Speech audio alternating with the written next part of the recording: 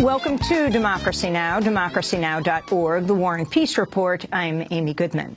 Peaceful protests continued last night in Ferguson, Missouri, over the fatal police shooting of unarmed African-American teenager Michael Brown. Prosecutors have begun presenting evidence before a grand jury to determine whether the officer who shot Brown, Darren Wilson, will face criminal charges. For now, Wilson remains on paid leave.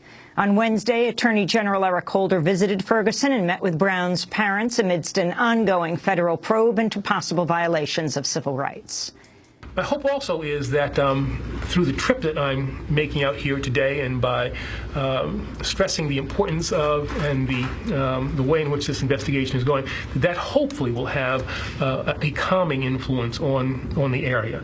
If people know that a federal, thorough investigation is being done, being manned by these very capable people, my hope is that that will give people some degree of confidence that the appropriate things are being done by their federal government. A police officer caught on video threatening to kill peaceful protesters in Ferguson has been suspended indefinitely. Video from Tuesday night shows the officer pointing his semi-automatic assault rifle at protesters, telling them to, quote, "Go F yourself." The officer works for the St. Anne police. He's not been identified. Meanwhile, an Al Jazeera America team reports another police officer in Kinloch, Missouri, which is next to Ferguson, ordered them to leave an area where they were shooting footage and threatened to, quote, "bust your head." At the time, they were on a public street. We'll have more on Ferguson after headlines. St. Louis police have released a cell phone footage of the shooting of a 25-year-old black man that appears to conflict with their description of the story. On Tuesday, police shot and killed Jamie Powell after he was accused of stealing energy drinks and donuts from a convenience store.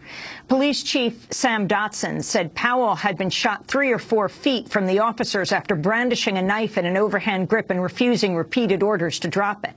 But cell phone video from the scene shows Powell appears further away than that and has his hands at his side. It also shows police shot Powell within about 20 seconds of arriving at the scene. The shooting happened about 3 miles from where Michael Brown was killed. Israel's continued its assault on the Gaza Strip following the collapse of the latest ceasefire. 3 senior Hamas commanders have reportedly died in an airstrike on the Gaza Strip earlier today near the southern town of Rafah. The strike came 1 day after a failed Israeli strike targeting Hamas's top leadership. The airstrike missed Mohammed Dif but killed his wife and young son. According to Agence France Presse, at least 6 Palestinians, 4 of them children, were killed in Israeli attacks overnight in the northern town of Beit Lahia and in Gaza City. Another 4 Palestinians died in an airstrike on a graveyard in Gaza City. Speaking Wednesday, Israeli Prime Minister Benjamin Netanyahu vowed to continue the assault on Gaza. Only the guarantee of the calm and safety of Israeli citizens will bring an end to this operation, and therefore I will continue to operate with firmness and insistence. Operation Protective Edge is not finished, not for a minute. We are talking about a continued campaign. More than 2,000 Palestinians, most of them civilians and hundreds of them children, have been killed since Israel began its offensive 6 weeks ago. 64 Israeli soldiers and 3 civilians in Israel have died. Protests against the Israeli assault on Gaza have continued across the country and around the world. Here in New York City Wednesday, a massive Palestinian flag was unfurled from the Manhattan Bridge, which connects Brooklyn and Lower Manhattan. Protesters marched parallel to it along the Brooklyn Bridge. We'll have more on Gaza later in the broadcast. In Liberia, residents of a neighborhood in the capital Monrovia clashed with police and soldiers Wednesday after all entrances to the area were sealed off amidst fears of Ebola. West Point is home to tens of thousands of people. Residents there threw rocks and stormed barricades after awakening to realize they were trapped inside. Police fired live rounds and tear gas. Over the weekend, residents in West Point stormed a school where Ebola patients were being held, reportedly without medical treatment. 17 patients escaped, but were later found and brought to a medical center. The head of Doctors Without Borders told the New York Times all healthcare facilities in Monrovia are basically closed as the system has virtually collapsed. Of the 4 countries affected in West Africa, Liberia has been hit with the most new cases. The outbreak has killed at least 1,350 people, more than all other Ebola outbreaks combined. In the United States, Dr. Kent Brantley, who received an experimental drug after contracting Ebola in Liberia, has reportedly recovered and will be released from the hospital today. The Obama administration's launched new airstrikes on Islamic State militants in Iraq. The strikes came after the Islamic State released a video of the beheading of American journalist James Foley and threatened to kill another U.S. journalist if the airstrikes don't stop. On Wednesday, Obama vowed to continue the fight against the militants who are also known as ISIL. The United States of America will continue to do what we must do to protect our people. We will be vigilant and we will be relentless. When people harm Americans anywhere, we do what's necessary to see that justice is done, and we act against ISIL, standing alongside others. Obama administration officials have revealed U.S. Special Operations Forces tried and failed to free James Foley and other hostages during a secret raid earlier in Syria this summer. The team of commandos battled Islamic State militants but did not find any hostages. It's the first confirmed use of U.S. ground troops in Syria since the civil war began. The New York Times reports the United States also refused to pay a multi-million-dollar ransom for Foley's release. James Foley's parents spoke to reporters Wednesday after the U.S. government confirmed the validity of the video showing their son's beheading. Diane Foley said she's praying for the release of U.S. journalist Steven Sotloff, who's also shown in the video, as well as for peace. Jim believed in our country. We're a great country.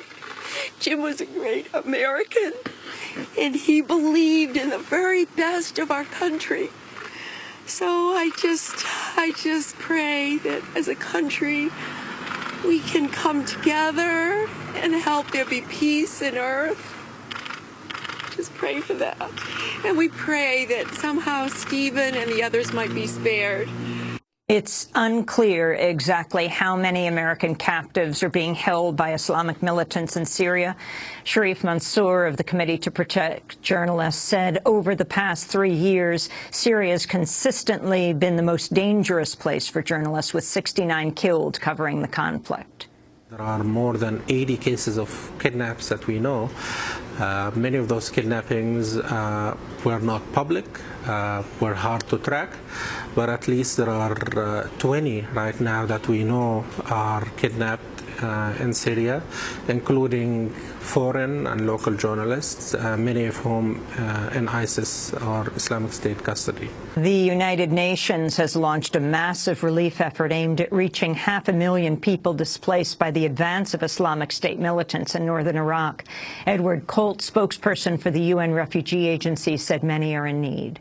The needs are absolutely massive right now. We've had 1.2 million people displaced in this country since January, hundreds of thousands just in the last few weeks alone. So in the next 10 days, we're going to be bringing in some 2,500 tons of aid, sending it out to those in need. And again, they are in need because we see it every day. People who are living in churches, mosques, by the side of the road, in schools, in unfinished buildings. The family members of 12 people killed in a U.S. drone strike on a wedding party in Yemen last year have received condolence payments totaling more than $1 million. Documents provided by the group Reprieve to the Washington Post show the payment ostensibly came from the Yemeni government, but the high amount suggests the U.S. government is providing reimbursement. The documents also show the identities of those killed. They include a 29-year-old man identified as an associate of a Yemeni group working against Islamist militants. Yemen is facing mounting protests from a Shia rebel group known as the Houthis. The group has issued a Friday deadline for Yemen to roll back a hike in fuel prices, which have impacted the poor, and to dissolve the government, which they say is corrupt. Thousands have gathered at protest camps in the capital, Sana'a. In Hiroshima, Japan, at least 39 people are dead and 7 others missing following flash floods and landslides caused by torrential rain. In one hard-hit ward, a record of over 8.5 inches of rain fell in a period of 3 hours.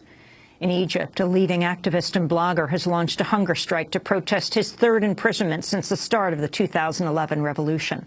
Alaa Abdel Fattah has been sentenced to 15 years in prison for his role in a protest. During a prior stint in prison, he missed the birth of his first child. He launched his fast Monday after finding out his father is in dire health. You can see Sharif Abdel Quddus's interview with Alaa at our website, democracynow.org.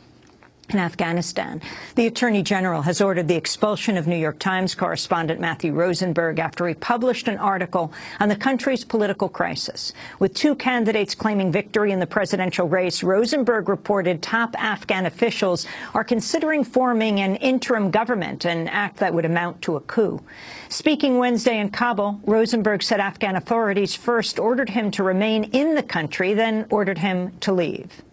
Yesterday, when I wasn't allowed to leave the country, they put that out on the media. Today, when I have to leave the country, they put it out on the media. You know, to us, this looks like a politically motivated thing. We're trying to respect Afghan due process, and we appreciate the same from the authorities.